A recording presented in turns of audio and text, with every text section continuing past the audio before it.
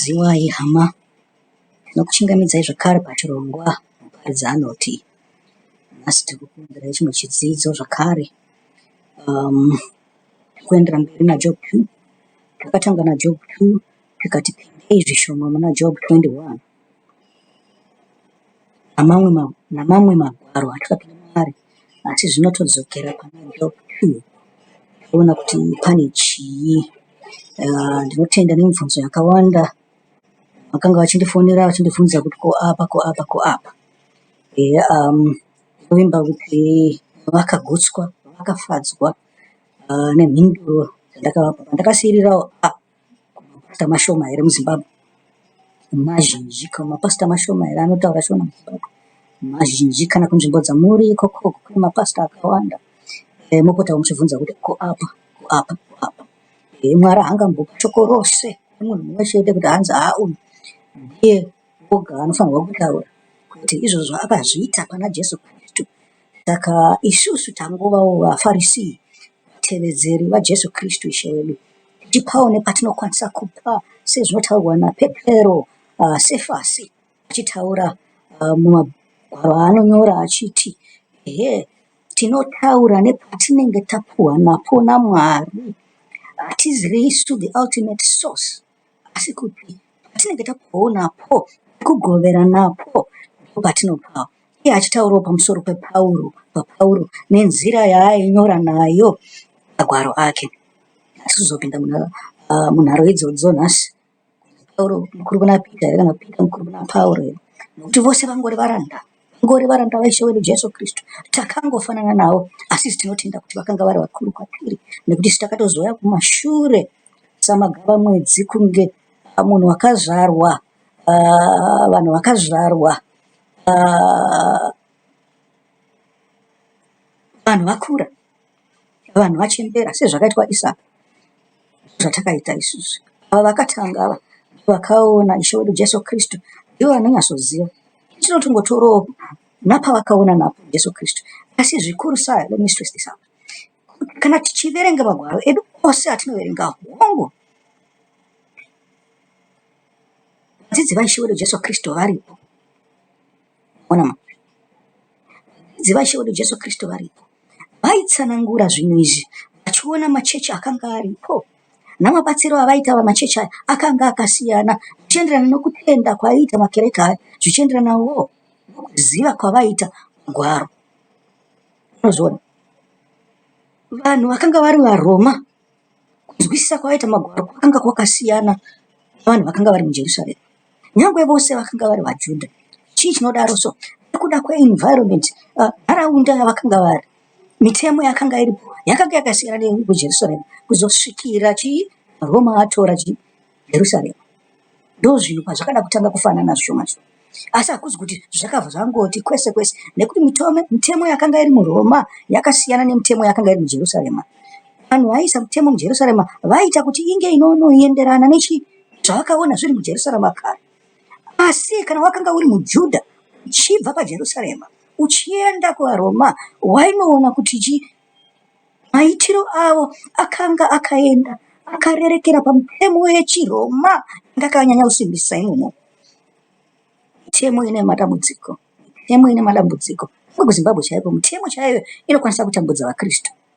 Kuti kotyora mitemo here, kuchengeta shoko raMwari here, zvinoitika izvozvo izvo. Munowana kuedzwa kwakadaro so, kuti mitemo yakasiyana-siyana, auchawo yakasiyana-siyana. Munoti chivanhu cheche, vanhu variko kwese. Kana kuAmerica chaiko kune chivanhu, kana kuChina kune chivanhu. Aona kuti vanhu variko chivanhu chavo chaikoko chakasiyana nechivanhu chedu chaikoko. Saka muchinzwa kunzi pane macultural clashes. Titadza kuziva kuti ko vanhu vakaita sei, vakabhenda here, vakaita sei, maitiro avo zvinhu. Vazi vanhu asi vanhu vose vasikwa naMwari vose, graundi dzavo chete ndo dzakangosiyana. Saka dzimwe nguva paenda naPauro naPetro naSifasi ana Jemisi ana Jakobho naJohani vachienda vachinoparidza naFiripi vamwe vose, vainonowana tsika dzeikoko dzakasiyana dzavakanga vabva nadzo kuJudha.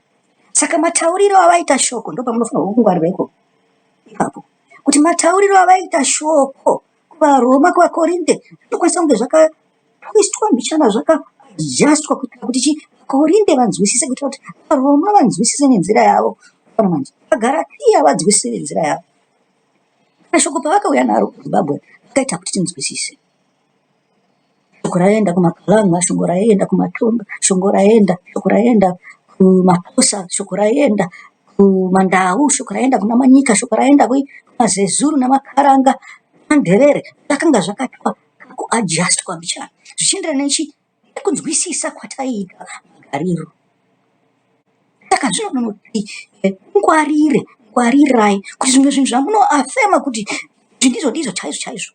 Saka pane dambudziko rekuda kunzwisisa shoko raPauro. Pauro akanzi enda kuvahedheni iwe, enda kune vasina kudzingiswa. Vasina kudzingiswa vakawanda kupfuura vaJudha. Naizvozvo ndosaka muchiona kunge shoko raPauro rinenge rinotipokanei, kwete neshoko rakapuhwa vaJudha chete, asi neshoko raipuhwa vaGaratia, raipuhwa vaRoma, raipuhwa vaKorinde, raipuhwa vaFiripi. Wakada kuzvitarisa kusha kuti Pauro angahedhoka here, angakuita zvemusoro wake kana kuti akadzokera kutsika dzamadzibaba ake maJudha. Urikuzvinzwa? Asi wakazoda kunodzamisisa paunoona kuti aiwa Pauro airerutsa. Hapana munhu adangotanga nekuomeserwa. Kuomesera munhu ari kutendeuka akangofanana kuti kuita chivi, kurambidza munhu kuti auye muumambo hwaMwari, nekuti naiye Jesu pachake airerutsira. Ona vaJudha atinoti maFarisi, nguva yake nguva yenu, nguva yake achitanga kuita ministry yake, asiyana namaFarisi akazovapo afa.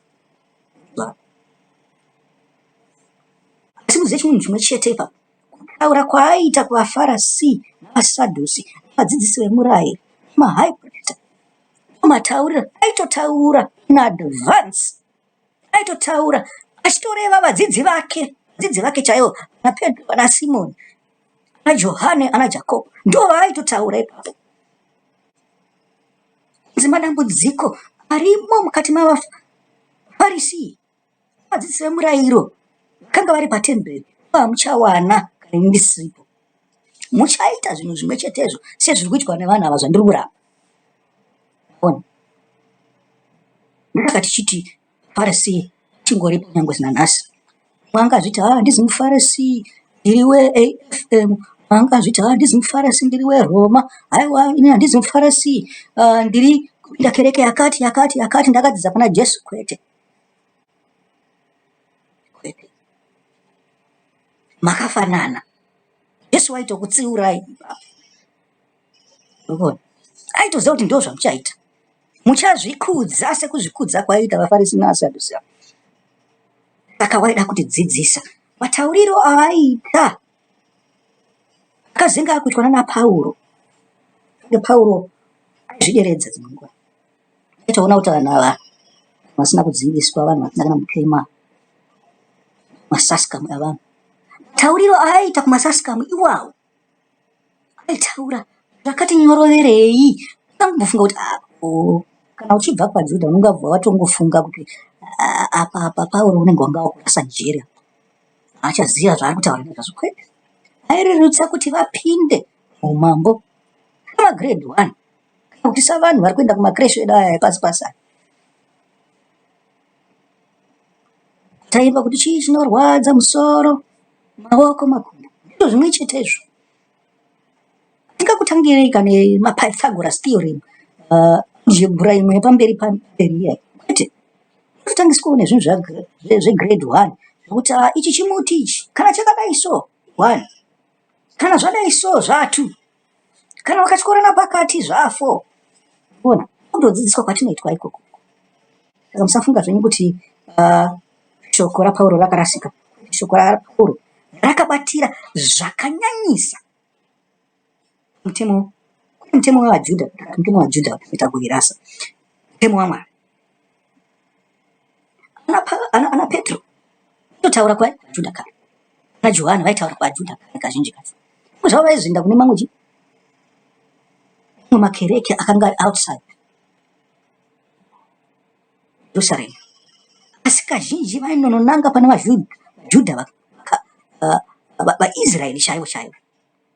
anga vasingachati vahedheni zvokuti nhasi tabuda mujerusarema takuenda takananga kumasvingo uko tonotaura nevanhu vekubhigita. Aiwa, handizvo izvozvo.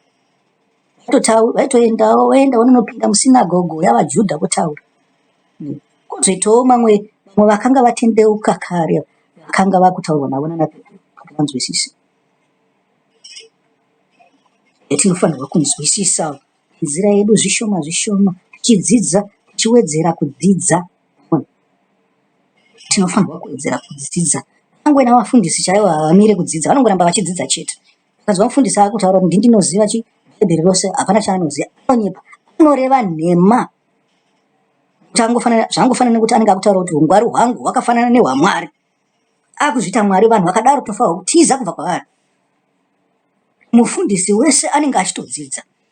Hongu akadzidza kupfuura zvandakaita ini, kana kuti akadzidza kupfuura munhu atanga kuenda kuchechi nhasi. Asi ari pakudzidzawo, kudzidzwa shoko raMwari hakuperi. Shoko raMwari ndohuchenjeri. Ungazviti une uchenjeri hwakafanana nemweya mutsvene? Zvigoni. Saka tinoramba tichiwedzerwa kudzidza. Nhasi tiri papi? Kana